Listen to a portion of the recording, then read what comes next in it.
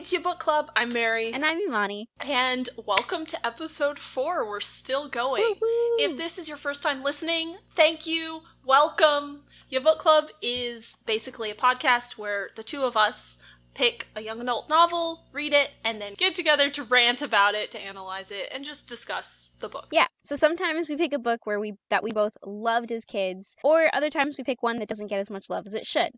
So if you've got any suggestions of books, feel free to tweet them to us at our Twitter, at It's Your Book Club, and we'll definitely take that into account when we're choosing the next book. So this month we read Six of Crows by Leigh Bardugo. I hope I'm not butchering her name. Super fun book. If you haven't read it, please go read it. You're welcome to stay, even if you haven't read it. But spoiler warning, no holds barred, we're talking about the whole book. So if you haven't read it, yeah, you might want to. Yeah, we might spoil all of it. We might, yeah. We will spoil all of it because we're analyzing. Also, I'm just going to put it in now and we can cut it if we don't. We also ended up talking a little bit about the second book in this duology called Crooked Kingdom. Just referencing things in that since we just both read it. So, watch out. Right, if you've read the first one and haven't quite read the second one, we will try to keep the spoilers to a minimum for the second one. I actually haven't finished the second one, so don't ruin it, Mary. Okay.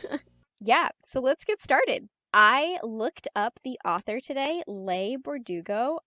Leah, I don't know, but she looks really cool. She's got a fancy website and all that. She does so many things. Yeah. So she created Six of Crows, but then also this entire other book series and stuff in the same universe, and it's called the Grishaverse, which it's pretty exciting because there's just a lot of this in this world that she's built.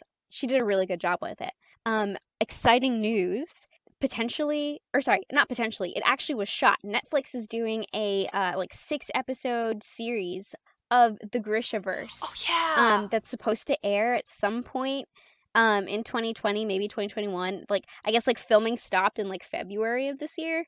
So Who knows when it's going to be released, but I actually was able to find the the concept trailer. So it's not actually a real trailer. It's just this little snippet, and oh my gosh, looks so epic. It's 40 seconds, so I'm going to send it to you, Mary.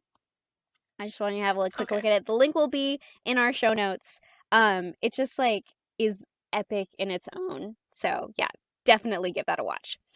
Leia was born in Jerusalem and grew up in Southern California and has just been writing books for a bunch of her adult life. There wasn't really much in a bio about her. That was just kind of it, but she just likes to pull from a bunch of different cultures, and in this world that she's built where they kind of all intermingle and stuff.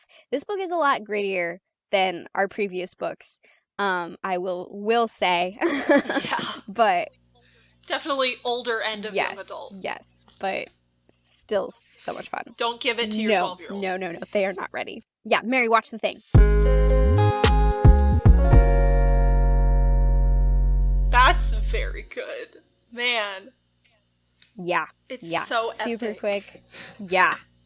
It looks like Ocean's 11, but it's in a fantasy world. That's always my pitch for this book is fantasy heist.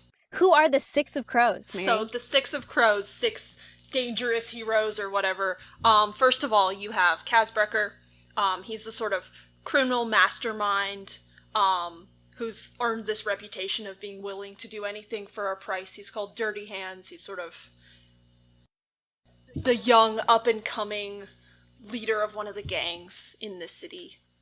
Working for him, or with him, I guess, you have Inej Gaffa. I'm not sure how you pronounce her last name.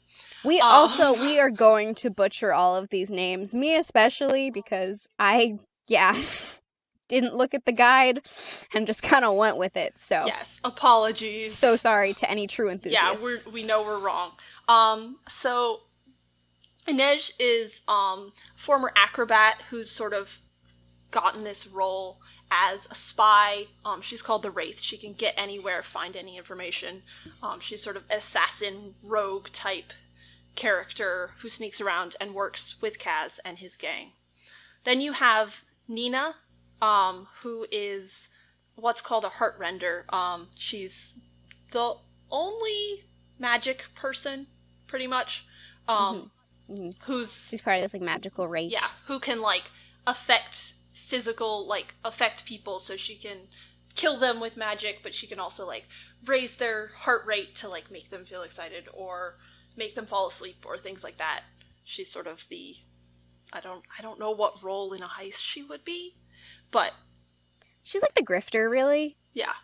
So she's has this past working in a different country as part of this magic army, but through various backstory, she has ended up in Ketterdam, this big city. Then you have Matthias Helvar, who's this sort of witch hunter from the north, who actually, brief backstory, he captured Nina because she's the, like, witch, quote-unquote witch, the magic people that... Right, so they, like, hate each other. Because, like, they are against, like, both, like, intrinsically against everything that the other person believes. Yes, but they sort of have this dramatic star-crossed lover romance going on, too. Then there's Jesper. I love Jesper. Jesper's my favorite. So Jesper's, like, sharpshooter who has a gambling addiction. Yep. He sort of lives for the thrill of the fight or for cards, even if he's not very good at it all the time. Right. But yeah, he's the clever sharpshooter. And he's also, like, super sarcastic and the comedy relief of the story. He really is. He's quite entertaining. He's less angsty. Yeah. Okay, and then this last guy is Waylon Van Eck? Like, that's how I've been saying it. How do you actually say his name? Okay. It's W-Y. I've been saying it Wylan. Okay. Let me check. I've been calling him Waylon. I'll just look at the thing. So, official pronunciation, Wylan Okay. Van Eck. I'm wrong. You can say it that way. I'll probably still accidentally refer to him as Waylon, but when I remember, I will call him Wylan, because I'm acknowledging that is the true pronunciation. That's fine. Yeah, so he's brought on as sort of the demolitions expert. Yeah. But also as insurance, as his father, who we'll soon learn, is the one that's hired them for this job, and they're a little concerned that he'll double-cross them. All right, let's get into the summary. So, summary. We're gonna try and be brief. Basically, we start out with introduction of the main looming threat of the story, which is Yurda-Param, I believe. It's this drug that has been created or adapted from a normal sort of stimulant, coffee-like thing. But it's been adapted in such a way that it makes the Grisha, who are the magic people, makes their powers insanely more powerful, but it's also very addictive. So this has been invented, and the merchants one of the merchants of the city has realized that having the secret to this could make you insanely rich, as perhaps different sides of wars would want this power and stuff. And so he finds out that the scientist who created it has been captured by the country of Fjorda, which is the sort of witch hunter country that hates magic. So he hires this group of criminals to break this scientist out and bring him back for an insane price.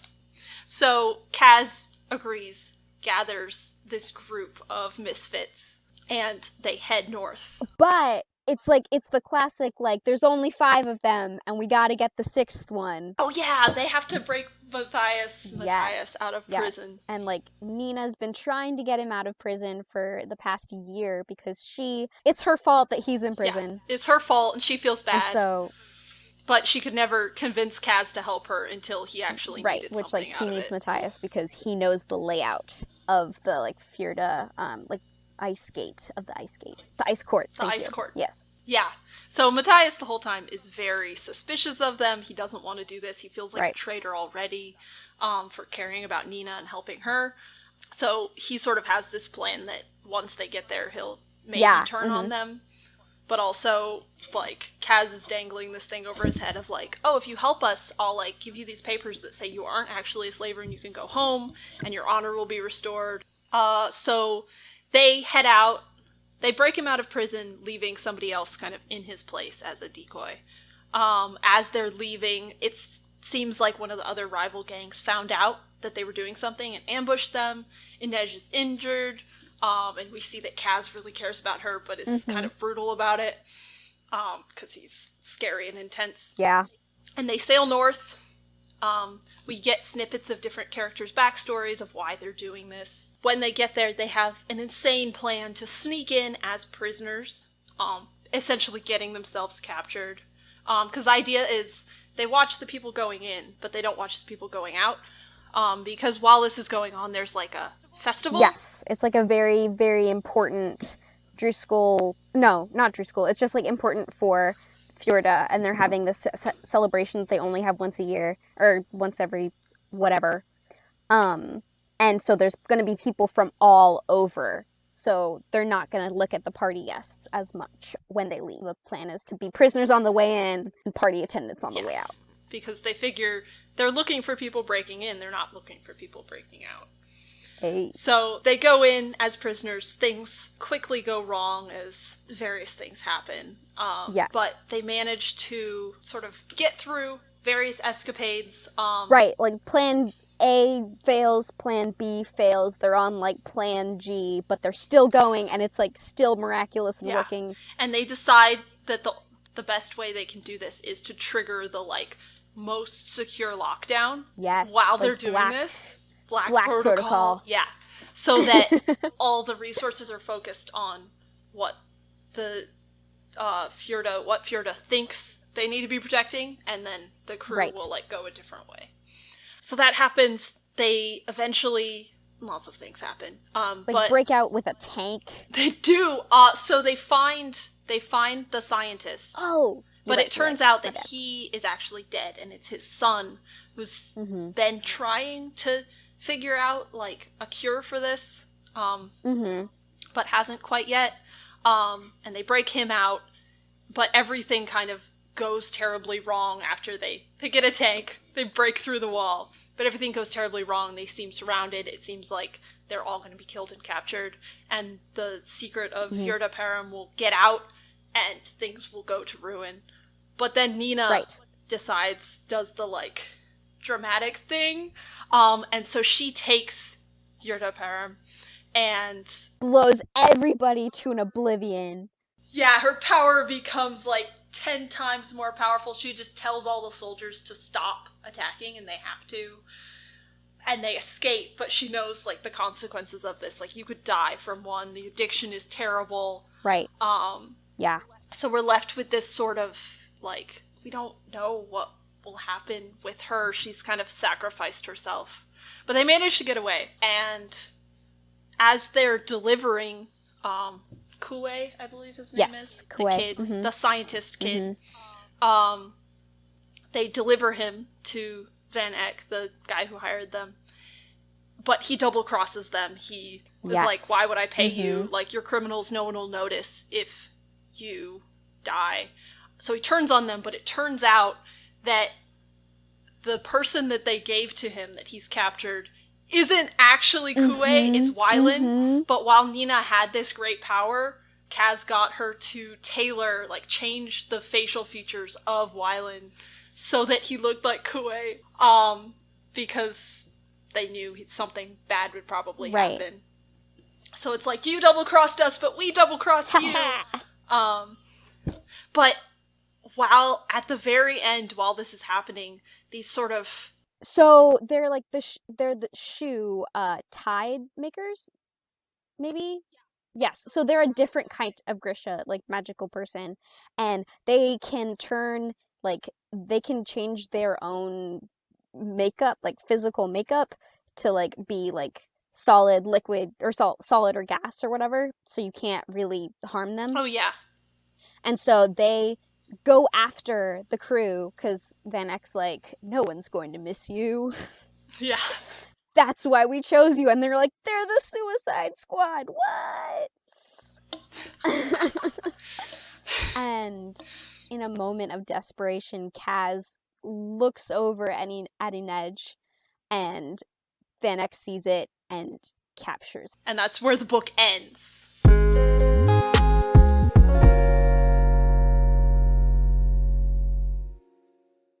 I would like to say I respect the author for doing 2 books instead of trying to stretch it out into 3. Yeah. Because, like, I feel like there are a lot of times where they just are like, oh, like, let's just do a trilogy, you know? Like, just throw in another one. Exactly, it's fine. And they don't have enough story to cover it all, so then it's just kind of thin. But, like, she has the story for another full book, so. And it works really well, because it's like the first half is the heist. Yes. And then the second half is more like response to the fact that they were double-crossed. Right. Like, it's not really another heist. Right. I mean, kind of is, but, like, there's other, like, the first one, like, they had, and it goes through, like, a progress of them discovering kind of, like, or you're discovering about them what happened to them, and, like, why they are the way that they are, and kind of, like, Kaz's entire story of, like, he needs revenge, and this is how he's gonna get it. And so finally, when we get to, like, the end of the first book, he, like, doesn't have revenge yet. And so we, like, get to, like, experience all of them kind of getting paid back for, like, the awful things that this world has done to them. Yeah, because it doesn't, like, miraculously fix after they perform a heist. Exactly. Yeah. I really like the way she deals with, like, character arcs, because they don't feel forced. No. Like, it takes people a long time to change, and they don't like change so drastically that they're a different person. Right. Yeah. And there's a lot, like, I mean, all of her characters are super gritty and do super, like, and have to, like, and also I don't know if we mentioned that they're all, like, between the ages of, like, 17 and maybe 19, like like maybe 17, 18, maybe 19. They're very young, but have just led very hard lives, and so are just learning and growing, and, like, they're at a good age where they are, like, malleable, but and, like, responsive to, like, the things that are happening, but yeah. They're not so hardened that they can't change, but they have had enough life experience because they've had such hard lives that they are, like, more, it's not really a coming of age story anymore. They're kind of age. Right. Like, for all purposes of, like, the way they act, and not the way they act, but, like, the consequences of their actions and their ability to affect things, they, like, have the same power as adults. But they still have those moments where they're like, I just want to, like, have fun and care about people. And they have these, like, hilarious little banters that I have a couple written down. Oh, that I are just love so that. cute. And you're like, aw, like, you're just kids. Yeah, I love that. And then they're, like, trying to be all cool and edgy. Right, but then exactly. It's like, but also, I'm 17. Yeah. All right, do you want to go through the characters? Purposely, for the audience, we tried to, like, keep the summary to a minimum, because, one, there's just so much packed into, like, they do this, and then they do this, and I love the format of it, because it's like, oh, like, a bunch of things happened, and there's always someone who's, like, not really quite sure of what's going on, and you get to see it from their perspective, and then you get the explanation of what just happened afterwards, and I love that. That is... It feels like such a classic heist thing, where it's like, oh, you didn't know, but we actually tricked you by showing you this scene, where actually, while this was happening, somebody else was planting this thing.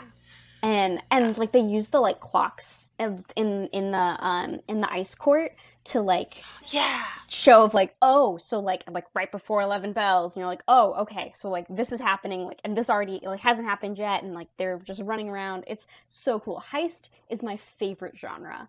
And this was a fantastic... I could never write a heist story. No, like, Heist is my favorite kind of movie, my favorite, and, like, this, I think, is the first book that I read that, like, still gave me that same feeling of, like, oh, no, what? All right. Yeah. So, sorry, all that to say, we wanted to have a smaller time for the actual plot summary so that we could dig into these characters, because Leigh did a fantastic job making these guys. Yeah, they're such good characters. Yes. So, let's start, of course, with everyone's favorite, Kaz Brekker.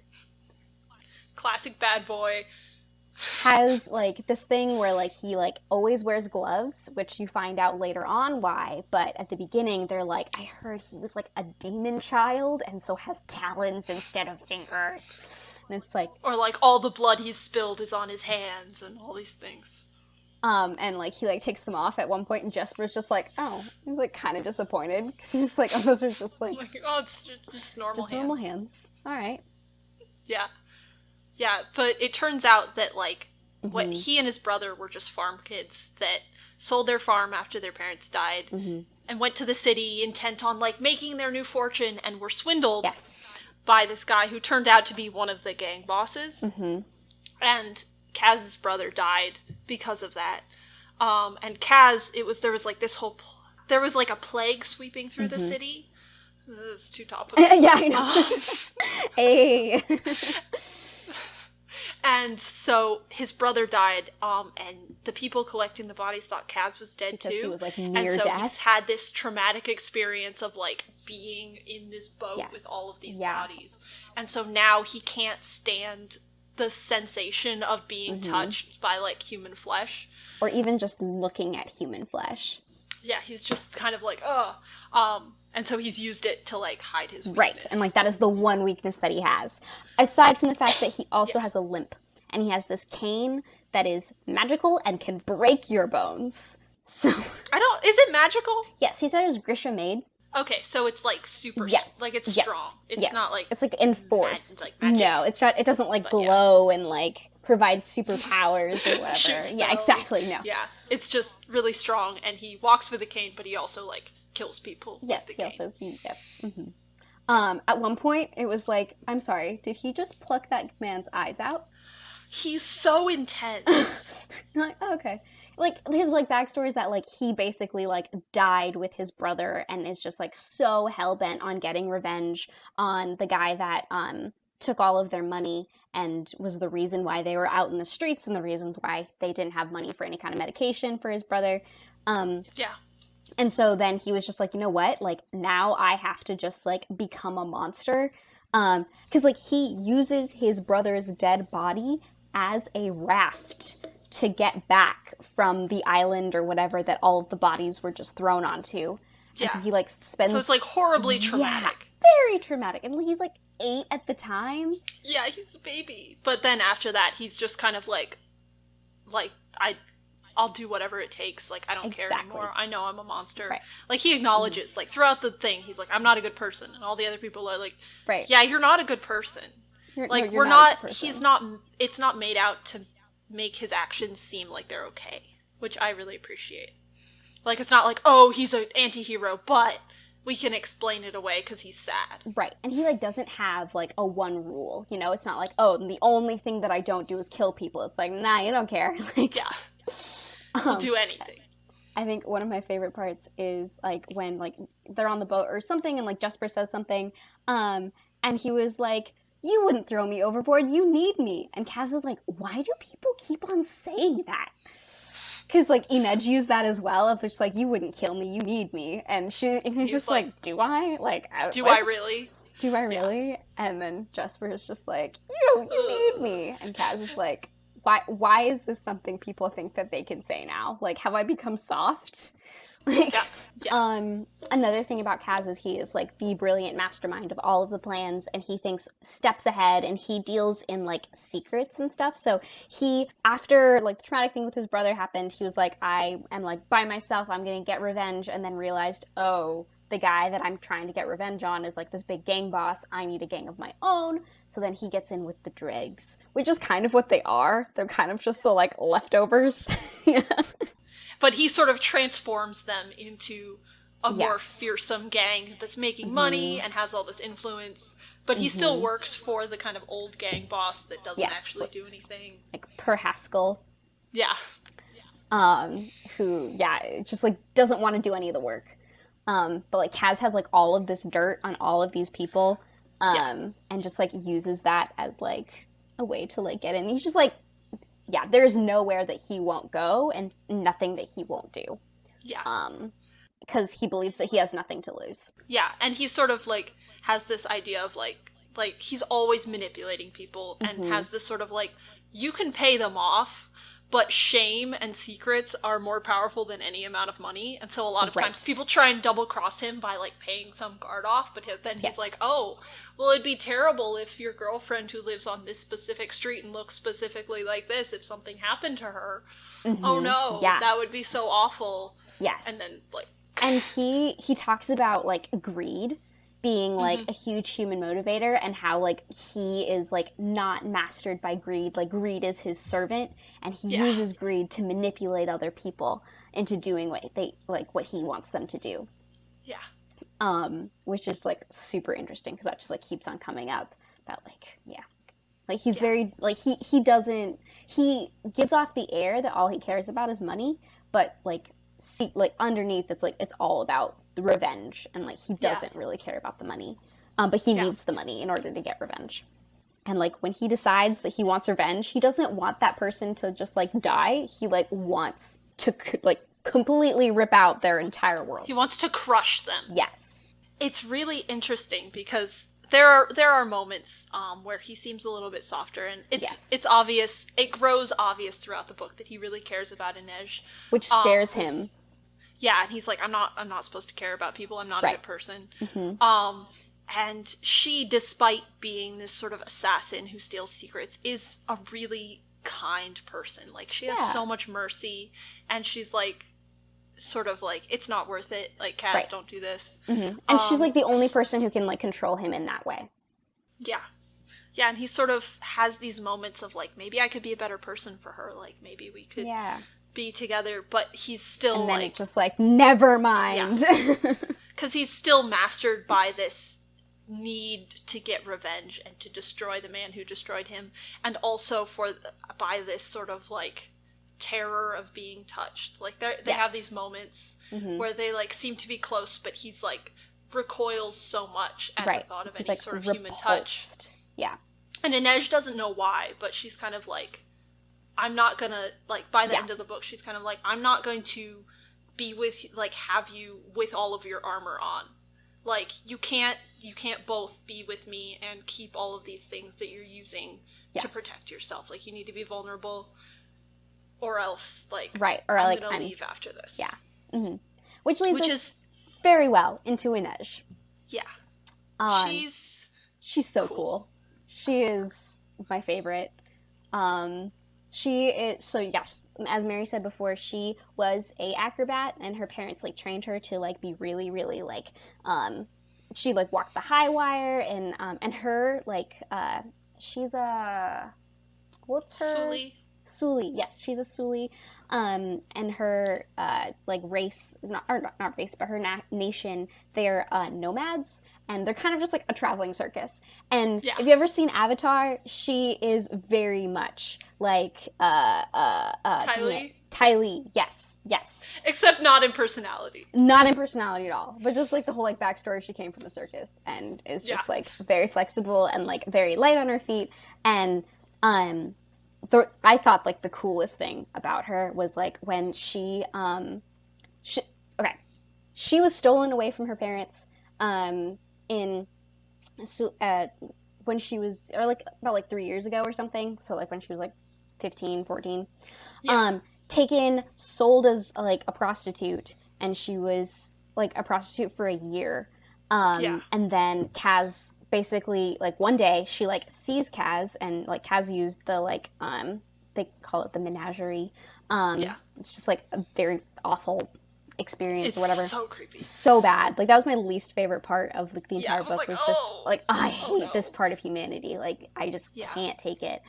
But he deals in secrets, and so he uses the menagerie for information, and she basically comes up to him at some point and is just like I can get you the information that you're looking for, and then just like walks away. And she knows that she's gonna get in so much trouble for doing that, because like the woman that is like in charge of her like is awful, like Tanta Helen or something.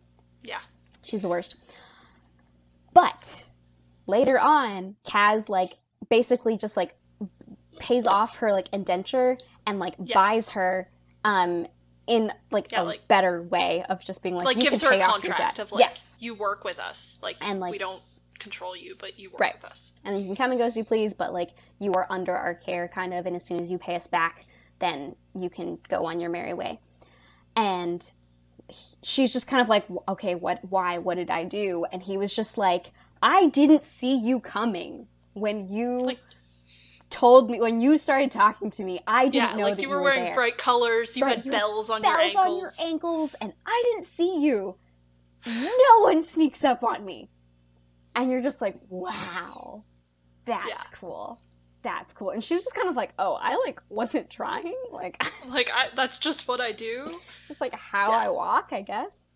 But, like, yes, and she's known as the Wraith, and she slips in and out, like, completely unknown. Because she climbs all over the roofs and stuff.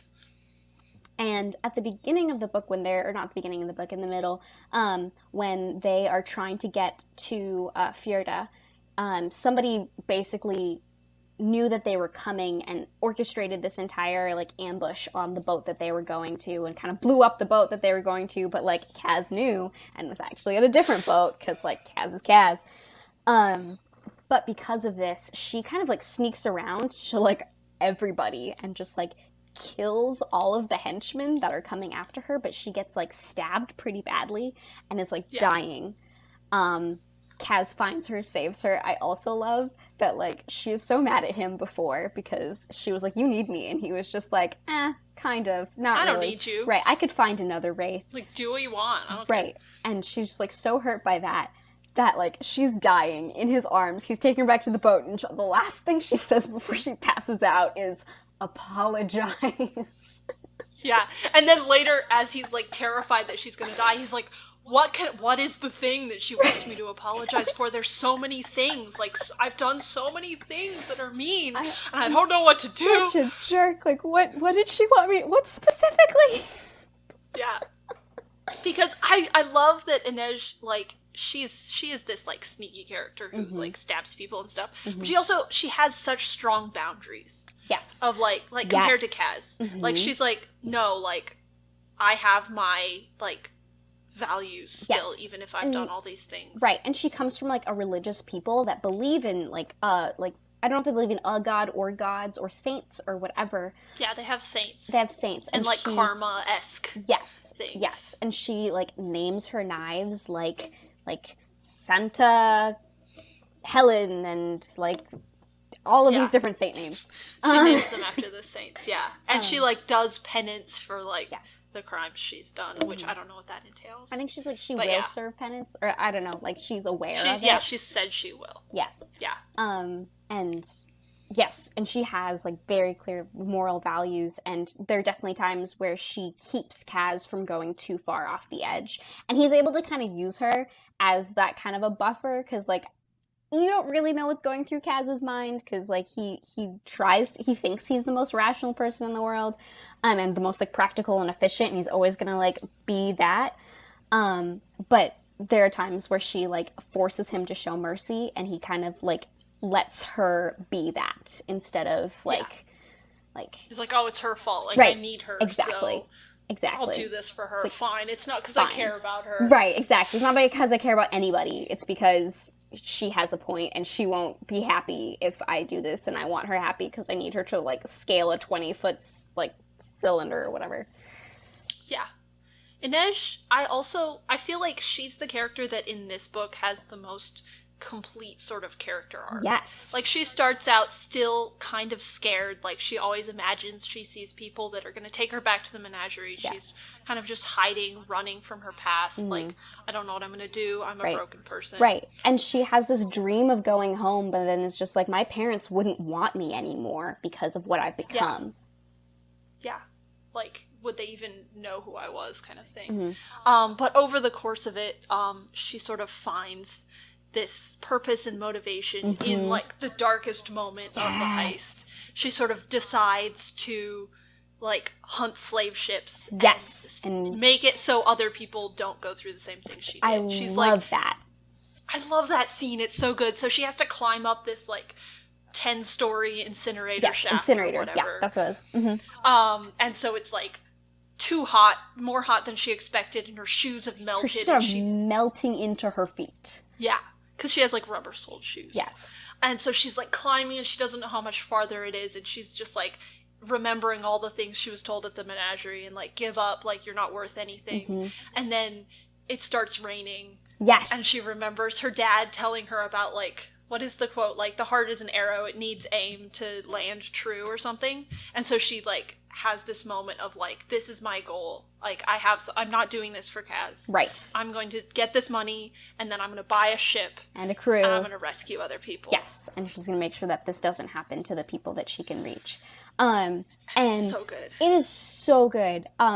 Also, so, like, I read, like, the book, and then a couple of days later was, like, frying things, and, like, it wasn't a great day, and I, like, burnt my finger on the hot oil, and was, like, such a baby, because for, the next, like, 3 hours, I had to have my hand, like, in ice water or whatever, and every time I took it out, it would just start hurting again, so then I, like, put it back in, and it was just, like, I can't even fathom what Inej could possibly have been feeling, because her entire body was, like, close to an incinerator, and, like, her shoes are melting, and her arms or fingers are trying to grasp onto this, like, really hot bricks and things like that, and like, I was just, I don't, like, she's, like, starting to blister, and I'm like, I'm out.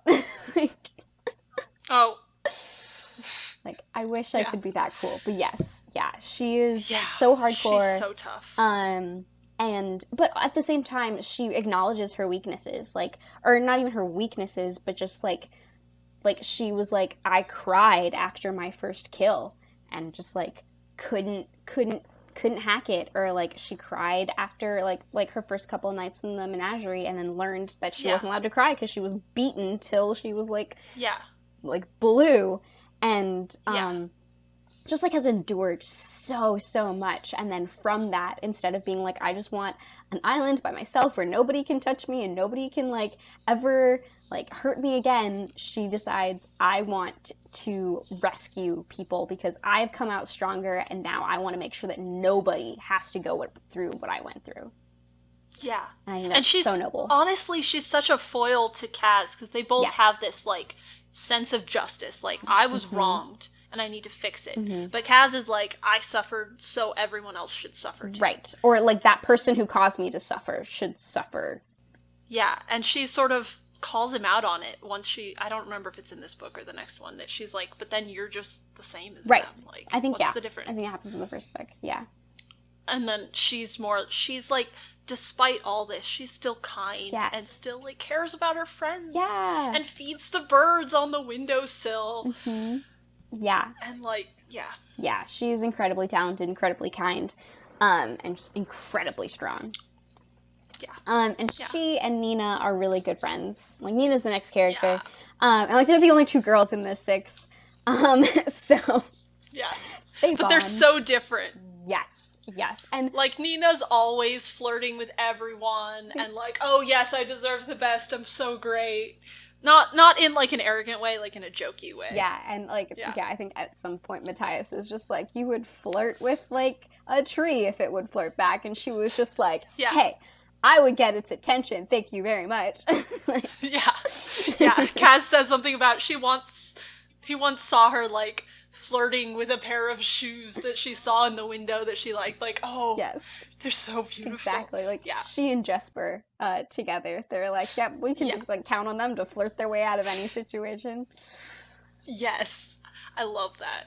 It's so funny. And I love her relationship with Inej, and that they both kind of want to be like each other. Yeah. And they see the strengths in one another, and it's just, like, how, like they just, like, see the best in each other, and are just, like, so, like, admiring of one another.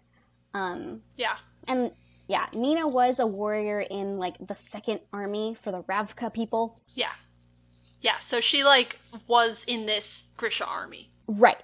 Are Ravka, like, are mostly Ravka Grisha? Because, like, other people from other races can be Grisha. Yes. I think there's more Grisha there. Okay. And a lot of places will, like, enslave the Grisha or use them as servants and indentures. And certain places think they're unnatural, like Firda. Yes. But there are Grisha from other places. Okay. But Ravka has an army of them and trains them to fight and to defend their land. And I think it seems like maybe the other series has more focus on Ravka. Yes. Yes. Shadow and Bone is the first book of another like trilogy or miniseries or whatever that's about like the army, like the second army. Okay. Yeah. I checked it out of the library. I'm going to read it soon. Yeah. It's good.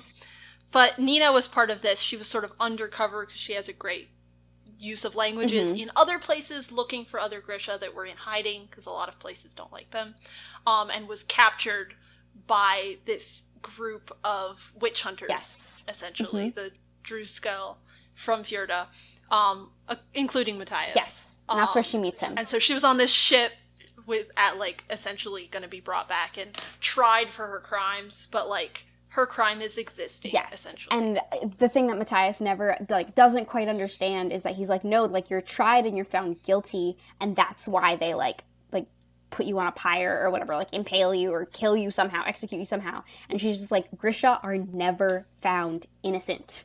Like, have you ever found, and he's just like, no, it's because they're bad people. Like, they're the Grisha that do wrong things, and, like, because, like, all Grisha are unnatural and corrupt. And she's just like, your system is corrupt. Yeah, and there's this moment that's like, oof, where he's like, have you ever considered that maybe you weren't meant to exist? And it's like, oh, man, because he, like, has been told this all of his life. But essentially, there's a shipwreck, and they sort of save each other and get to land and have this sort of uneasy truce where they're like, we have to survive, so we're going to work together. And they... and slowly begin to care about each other.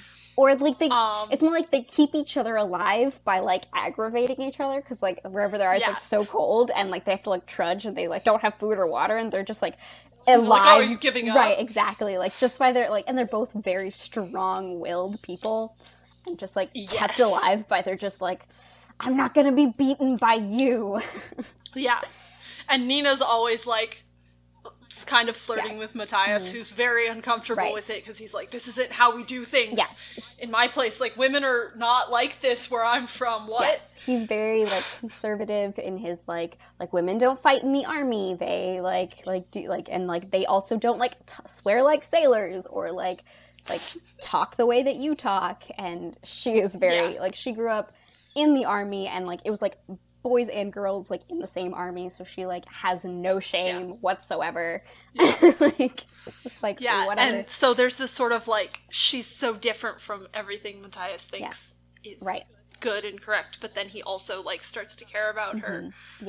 And then they finally find civilization, and I was actually kind of confused about why, she said what she said in order to save him, or in order to get them out. Oh, that's right.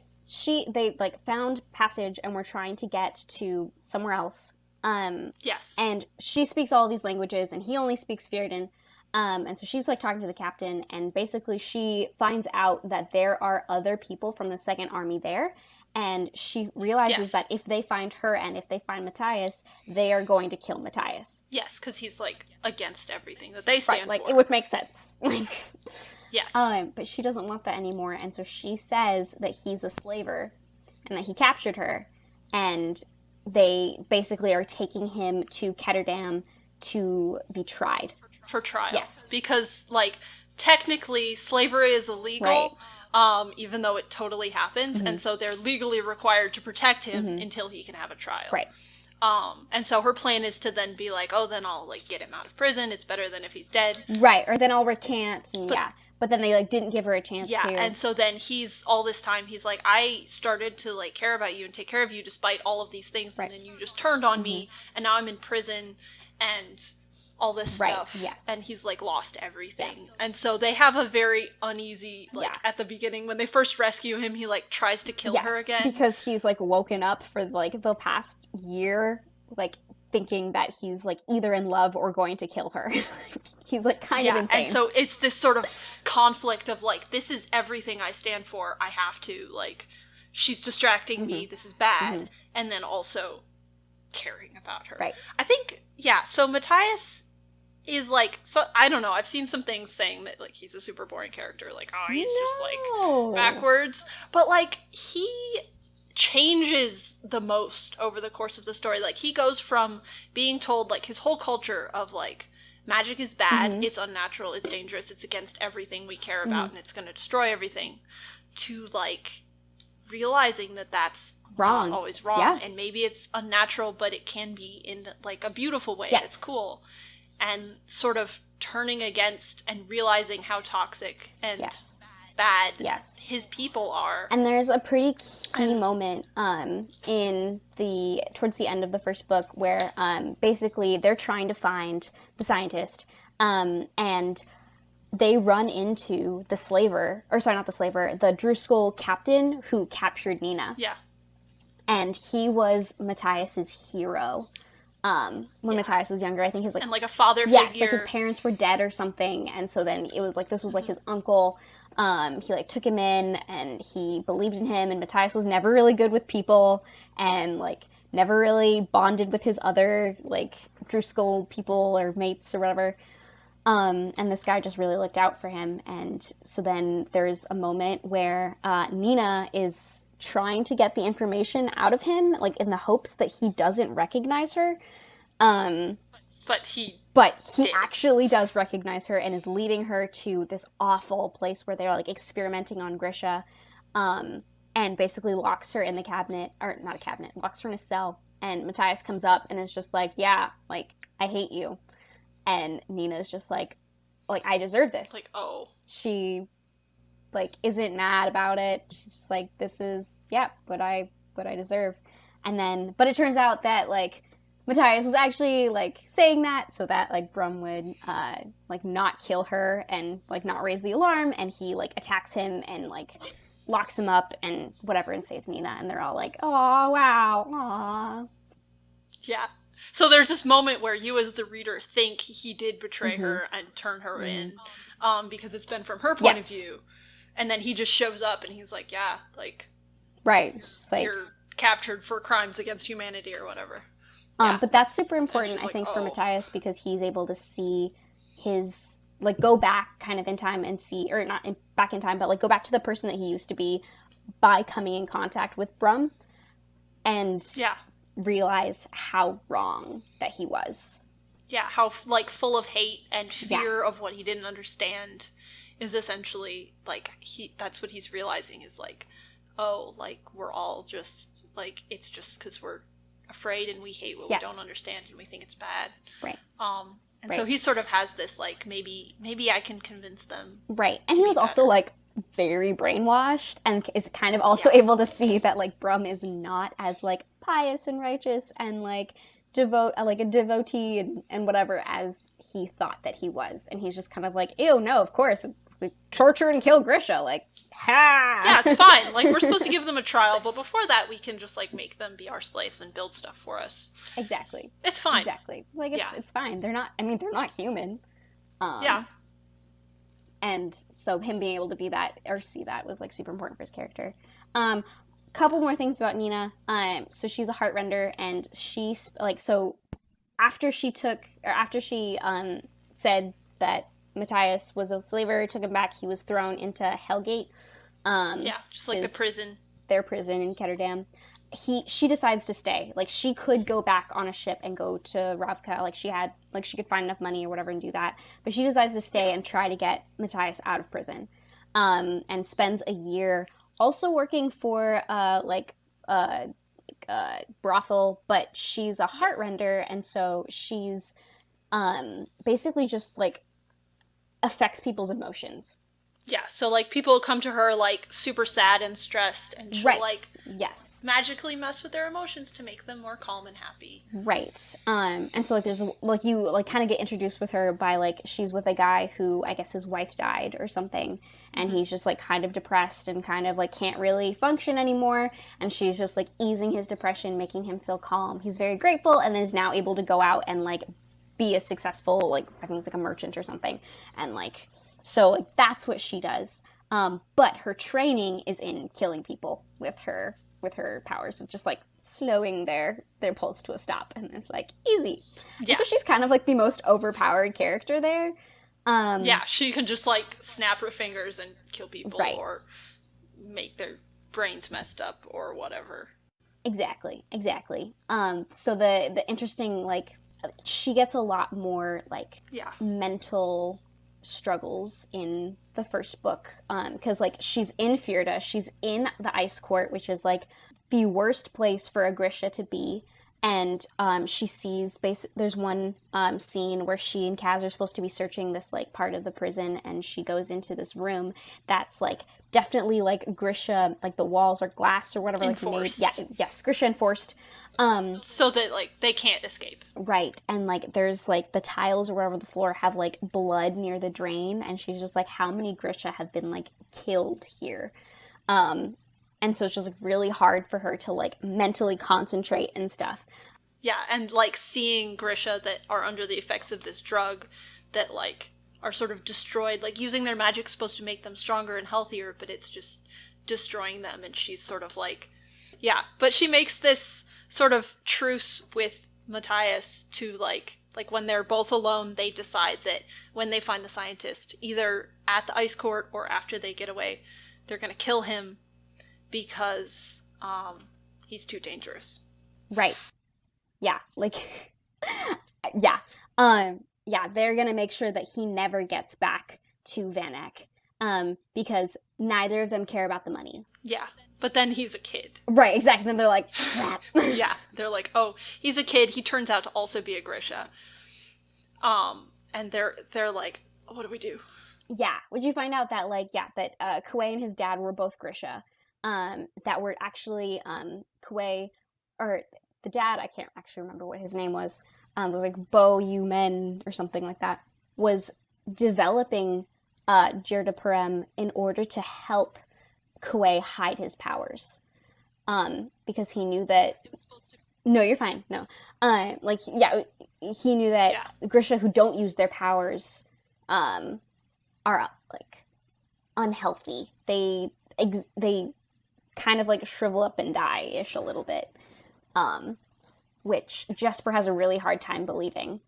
But then it's kind of cute, and it's like, oh, maybe that's why he gambles. Yeah, I thought that was super cool, because it's like not a physical effect. Right, exactly. He's like, I'm perfectly healthy, and Matthias is like, are you? But yeah, so like Parem was supposed to be a good thing, and it was just the like Shu government found out that he was making it, and then wanted to weaponize it. And so then it's no longer like, oh, this is like the evil scientist who created this horrible drug. It's like, oh no, still governments. Still governments are the evil ones. Cool. Okay. Still institutions. Right, exactly. Yeah. Still institutions. Yeah. Yeah. Jesper.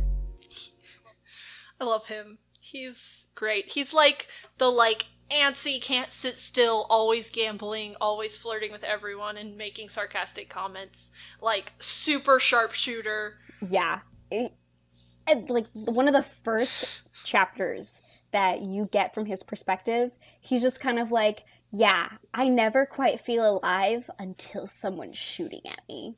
He's like, that's it. Yeah. And he's just kind of like sad and bored that the fact that they're just like walking to the boat and then people start shooting at him. He's just like, this is it!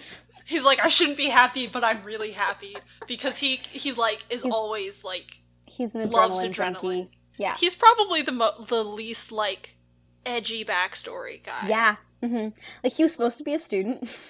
He grew up on a farm. He was supposed to be a student. Like, his dad saved all this money to send him to college. Right. And then he, like, went out gambling with his friends one weekend and realized, like, became addicted and spent all his money and joined a gang. Right. To get more money. To get more money so that he could spend it more.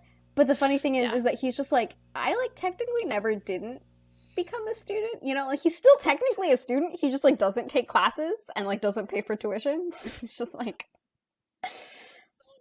I'm still kind of a student. He's like, I just, like, ended up just, like, spending more and more time in, like, the dregs, what did they call it? The Crow's Nest or something? The Crow's Club. The Crows Club, that's right. I'm just like, yeah, never mind.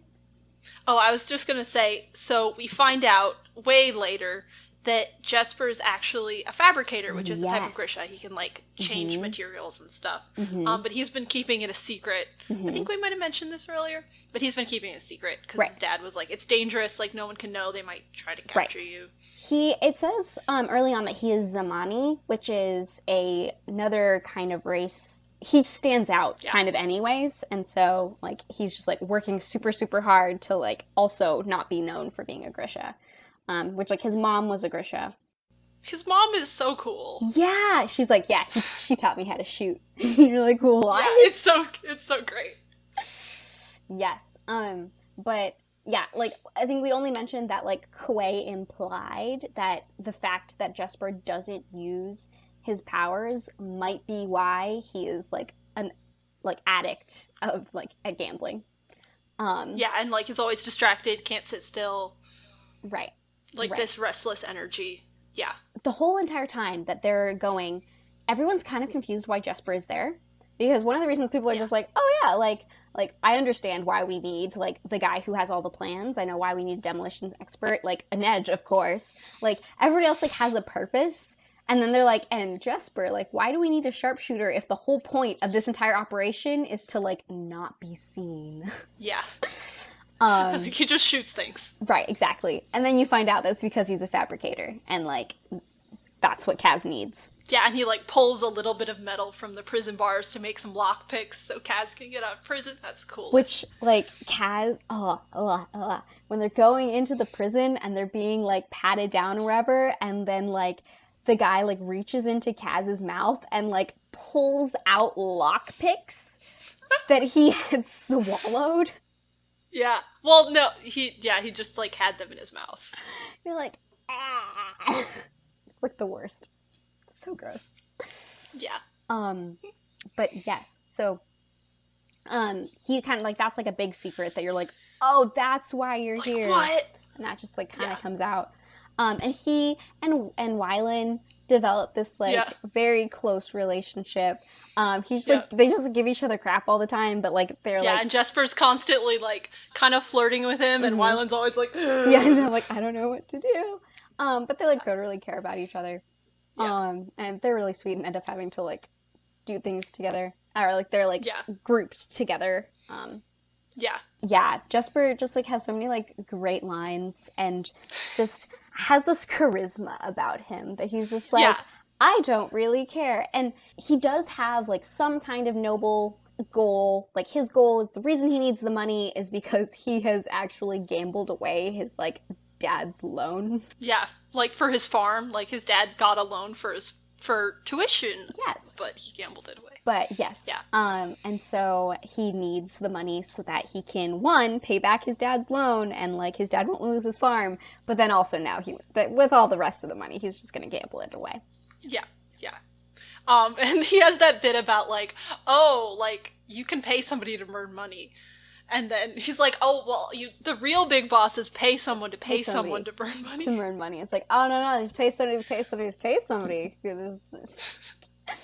I love that part. I think and he, like, brings out the goofiness in all of them, because one of my favorite parts is when he's just like, but if Pekka Rollins kills us all, I'm going to get Waylon's ghost to teach my ghost how to play the flute, just so that I can annoy the hell out of your ghost, Kaz.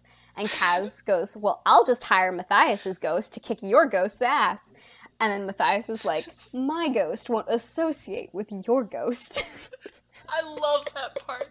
It's so good. It's such a, like, oh yeah, they're actually just they're teenagers. Kids that, like, just, like, keep, like, take a joke too far, and they're like, what are we even saying anymore? Matthias is trying to be all, like, cool, and, like, I'm better than all of you. You guys are terrible. Yes. You're making fun of everything. Like, nothing's sacred to you.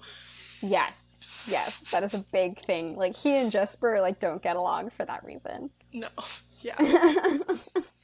So then, Wylan. Yes, Wylan is hired on as, like, demolitions expert.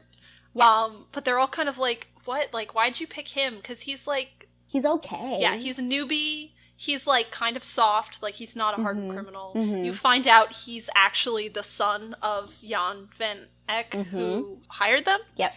So part of the reason he's there is insurance. Like, he's okay at demolitions. Right. But also nobody really knows why he left home. Yeah, like, he ran away. He ended up being, like, involved with criminals, but you don't know why. Yeah. And then you find out that Wylan can't read, and it's, like, a disgrace to his father. Right. It's like he's probably dyslexic. It's, like, kind of, like, probably what it is, but, like, we don't know what dyslexia is, because this is, like, set in, like, a fantasy world, but also, like, hundreds of years ago. Yeah. And so they're just like, you're broken, like, you're an idiot. Mm-hmm. And Wylan does make it clear that he's like, I wouldn't try to use me as bargaining, like, for, like, my dad, just so you know. Like he's not gonna want me. He doesn't back. care. And then you also find out that the reason that he was kicked out is because his dad had remarried after his mom had died, and his dad's new wife was pregnant. And so he had a new heir, and so didn't need Wylan anymore. Yeah. Which, there's more stuff in the second book about that, but we don't need to get into that. So much more. I love that. So he's just kind of, like, ended up being a criminal, which, like, Kaz immediately found out that he's like, oh, this rich merchant kid is now in the barrel, like, the low part of town. Yes. And so, like, got people to look out for him, because he knew he would be valuable eventually. Mm-hmm. Which... Wylan's kind of, like, a little, like, he's grateful to Kaz, but he's also kind of like, well, I, like, know I wouldn't make it on my own. He's kind of got this, like, he, like, doesn't believe in himself at all, but at the same time, he, like, knows that they believe in him, that, like, the other guys believe in him. Like, he does some pretty cool things. Like, he's super smart. Yes, he's very smart, very great with chemicals, and like formulas and that kind of thing. He develops some pretty cool, like, bombs and like things that are needed. That's, like, great. But he the entire time is just, like, dealing with this whole, like, I'm worthless, I'm useless, nobody really, if they knew that I couldn't read, they would all, like, just, like, turn their backs on me. So he doesn't say anything. Yeah. And then they find out that he can't read and they don't care. And he's just like, they're like, so what? He's just like, yeah, like, really? Like, are we really in any position to judge you? It's just like, yeah, that's right. But the entire time, he's like, I'm not a criminal. Like, he doesn't want to be a criminal. No. And he just wants enough money so that he can leave Ketterdam. Yeah, and, like, go off and make chemicals and play flute or whatever. Right, yeah.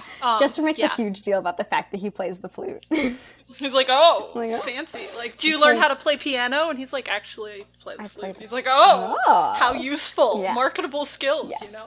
Yeah. Yeah. Mm-hmm. I love, there's this one part where, like, he has a conversation with Kaz and tells him that he can't read, and Kaz says something, I didn't mark the page, about, like, shame, and, like, the reason I'm successful is because I work off other people's shame. Yes. Like, people allow that to master them, and you need to stop being ashamed of this. Yeah. Mm-hmm. And not let that control you. And I thought that was really cool, because that's his whole arc, is, like, he's ashamed, he feels like he's useless, because that's what his dad always told him. Right. Like, you can't run a business. Yeah, exactly. Like, you can't be a merchant if you can't read. Like, people are going to take advantage of you. Yeah. And so, it's cool, as he, like, makes friends, and they start caring about him, and they don't really care. Right, like, they accept him for who he is. Yeah. You need to finish the second book. I know.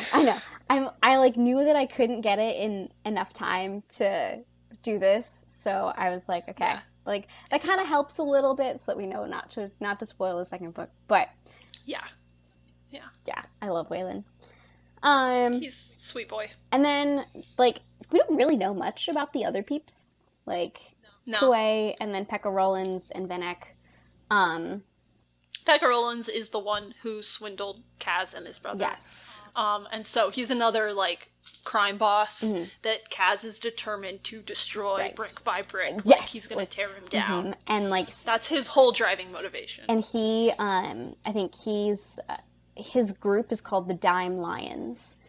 Yeah. And so, like, they have, like, special kind of tattoo or whatever.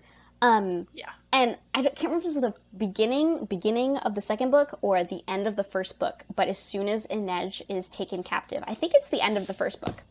I'll check. Okay, before I say it. Yep. It's okay, cool. Yes, so they go and, like, Kaz knows that Pekka Rollins does not remember him from when he was 8 years old and swindled. But Kaz just, like, has, like, a physical reaction to being anywhere near Pekka Rollins and just, like, is incapable of being like, a clear thinker. Yeah, hates him with, like, to the depths of his core. Because his entire identity that he built up was in order to destroy this man. But they need help. They need money. And they need money. Yeah. More they need money than they need help. Yeah. And so as soon as Inej is taken, they go to Pekka Rollins and are just kind of like, this is what we need, give it to us. And he's like, you're asking me for a loan. And he's just like, no. I'm just asking for you to give us this money. Yeah. He's like, why would I do that? No, I don't think you understand. Well, and then Kaz, like, trades his shares of the Crow Club and everything for that, right? Mm-hmm. So that, because he doesn't want to owe him anything. Right. He's like, no, I'm getting revenge. Like, I hate this guy, but we need his help. And so he's like, you can have all my shares at this club that I helped make super successful, and at this harbor that we control and send all the tourists our way. Like, I'll give it all to you. Like, I'll sell it to you. Right. To save Inej. Right, just like, everyone's kind of like, wait, what are you doing? No, don't do it. And he's just like, no, this is what needs to be done. But I love the part that happens right after he leaves. And, like, Pekka's just like, wow, like, like, that kid's like, there's no way he's going to be able to, like, best Van Eck. And then he, like, looks down and realizes that, like, his watch is gone. And, like... And his tie pin is gone. And, like, his, like, pockets are empty. And just, like, everything, like, that was on him. Like, he was just pickpocketed.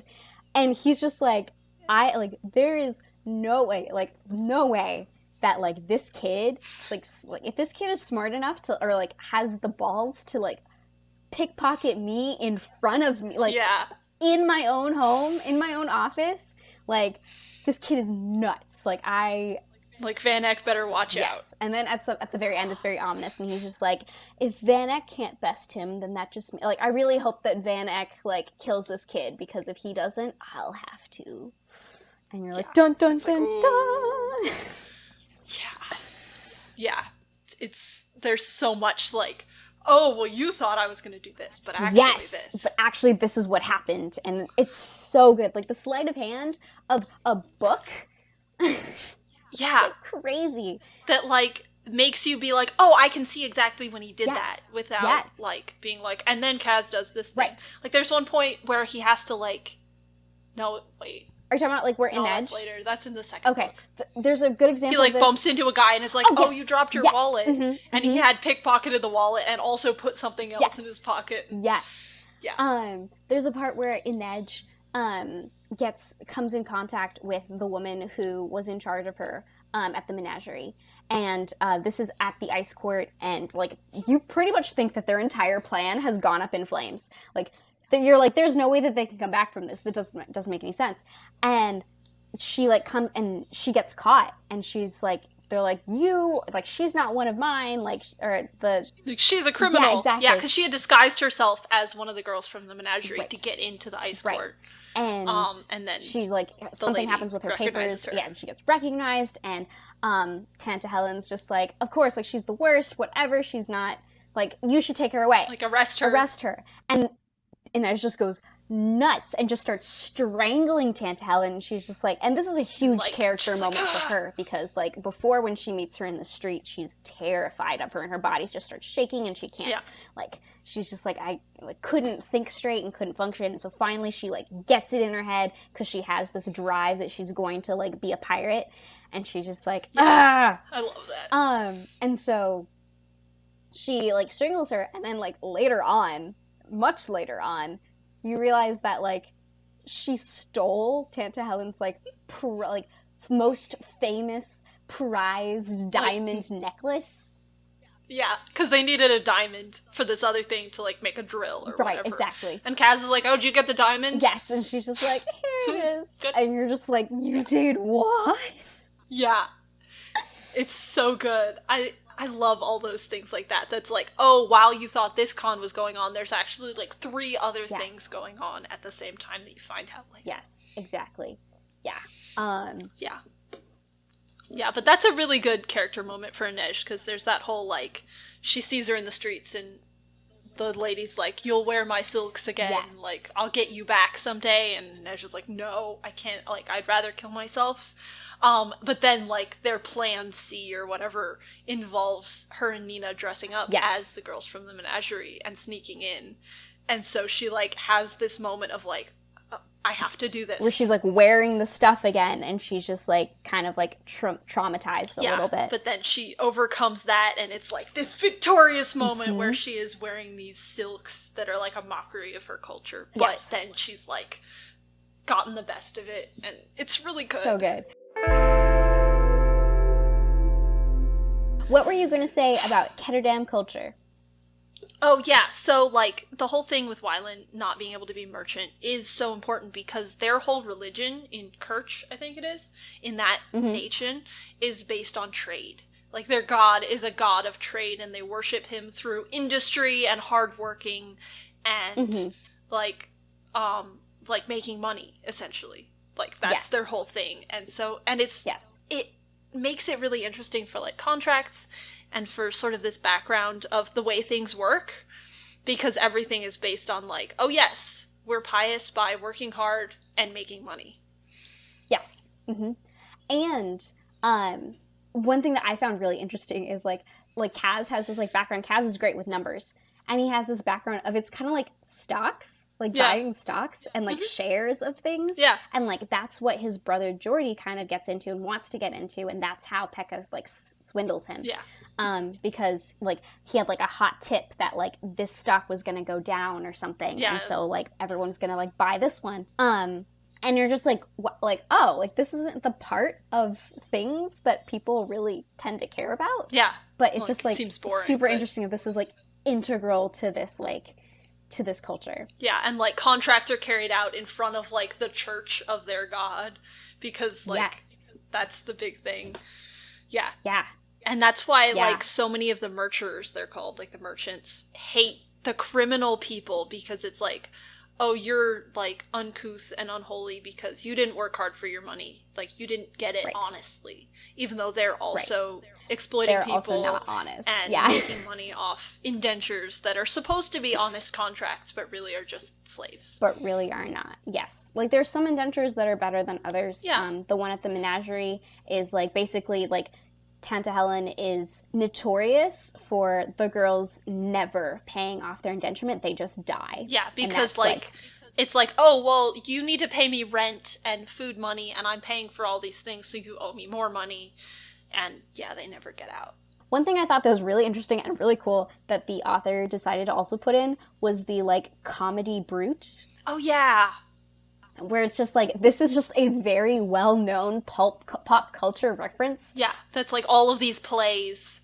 Yes. Everybody dresses up as characters from all of these plays, and they go in disguise into the, like, lower parts of society so that people don't know their real identities. But they're like, oh, I can be this person from this play, or this person. I'm the lost bride, or I'm the madman, or whatever. And so then, like, the rich people can not spoil their reputation, but also can partake in all of the pleasures of the barrel and the West Days. Yeah, like, that's, like, one, like, huge thing where it's like, oh, like, everybody on the outside is, like, very much like all of the upper class people on the outside is like, we are, like, pious, we are holy, we, like, serve and work hard for our money, and, like, we deserve it.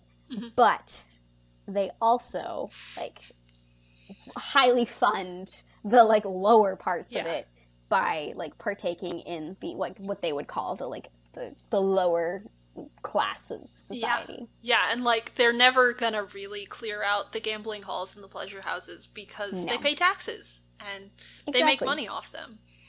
And it's really interesting how, like, there's characters from all of these different, like, cultural views and stuff who all have, like, good goals in some way or another, like, have morals, but then you see how bits of all of their different views are tainted by greed and by, like, want for revenge. Even, like, the Ravkin people are like, we gotta destroy Fjorda, they're terrible, they're all witch hunters. They don't, like, Matthias's family was killed by Grisha.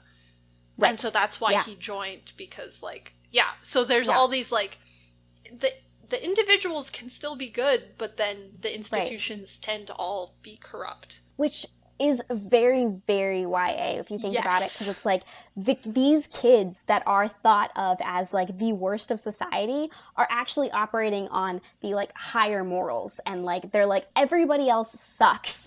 Yeah. And it's like, we suck too, but at least we're trying to do something about it. Yeah. And like being able to stand up to, because like at the end of the first book, basically, when Van Eck is just like, who are you, because Van Eck asked for Kaz to do this heist job. Yes, the heist, under the pretense that he was working with the Merchant Council.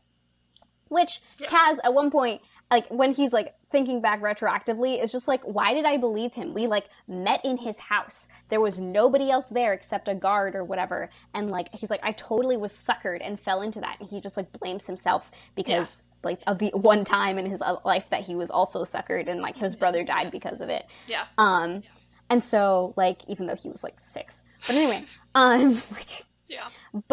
But then they find out that the Merchant Council knew nothing about this, and that Van Eck actually just wanted the Jur de Parem in order to be able to control it himself. Yeah. And was going to make a whole bunch of money off of it, and was just like, of course, like, it's just me.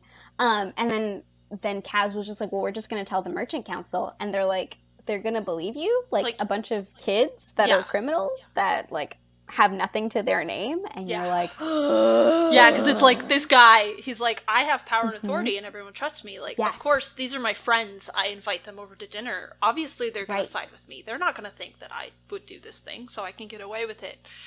Yeah, it's just like, oh, I hate this. Yeah, it is the most frustrating, but also very classic, like, young adult of like, the adults are corrupt and they won't believe you, and they're not going to do anything about it. They're not going to save you. You can't just go home and like pretend that nothing happened. Yeah. Like, we have to like go out and seize this for ourselves. Which there's a part in the second book, which is really, really minor, where like Jesper's dad comes to visit. Yeah. And at some point they're all like, kind of like, oh, like the fact that he has a dad is kind of like, because like all of them are away from their families and they miss them. Yeah. And they can't go back to them. At least not yet. And even if they, like, some of them are dead, some of them are like in a far off country, and like Inej, like her people are nomads. So she's like, it would take a really long time, to find them. And like, and like they've just changed so much. So like that idea of like, we are the only force against these adult institutions that have been put into place that are awful, that are oppressive, and it's up to us to like stick it to them. Yeah, like nobody else is gonna fight for us. We have to do it for ourselves. Right. Yeah, and it is, you get to see that like frustration at injustice. Like at first, a lot of them are like, maybe someone will save me. And it's just like, maybe the law will come and like save me. Like the police people will rescue me. But then she realizes that, like, some of them are coming here as clients. Like, they don't care. They make money off this. Right. And, like, Kaz, at first, they're like, oh, yeah, like, these merchant people are going to help us. And then no one cares. And then he trusts them. Yep. And he, like, and they've just all, like, been taken advantage of so much that, they're just so jaded. And it makes sense. Mm-hmm. And even Wylan, who had, like, a pretty privileged life, is still, like, because he's different, he's been treated badly and thrown out because he doesn't fit with what they want. Exactly. Really and he, sad. like, has, like, probably the, like, most tragic, especially in the second book, of, like my dad sucks. And he's alive, and he, like, I can't even have this fantasy of, like, he would take care of me if he were still around. It's like, no, like, he doesn't want anything to do with me. He sends letters that, like, say, like, if you're reading this, know how much I miss you. Right. Because he knows just, Wylan like, can't. A slap in the face. Yeah. It's pretty sad. But, yeah. So good. Yeah, I've been trying to pin down, like, the themes of the first book, because I feel like the second book has a lot of themes of, like, fear and what you do with it. Like, that's a big thing in the second book. But the first one, there's a lot of, like, what people deserve, of, like, either justice or revenge, or something else of, like, whether or not you're deserving of this. And there's the, like, fighting against injustice. But, yeah. And obviously you have the classic YA found family thing that's so good. Mm-hmm. And all the character dynamics are so fun. It's not just like, oh, these two are romantic characters. Like, they all interact in different ways with each other, and then they all care about each other to various extents. Yeah. Right. And I love that. They all do deeply care about each other. And just, like, express it to various extents. Yeah. But, this was a really, really good book. Yeah, I love this book. It's fun. Thanks for tuning in. This was your book club talking about Six of Crows. Would highly recommend going out and reading this one. I mean, all of them so far, because, like, duh. But but this one's current, and watch the Netflix series when that comes out. Yeah, thank you guys so much for listening. We'll see you next time. Until then, no mourners, no funerals.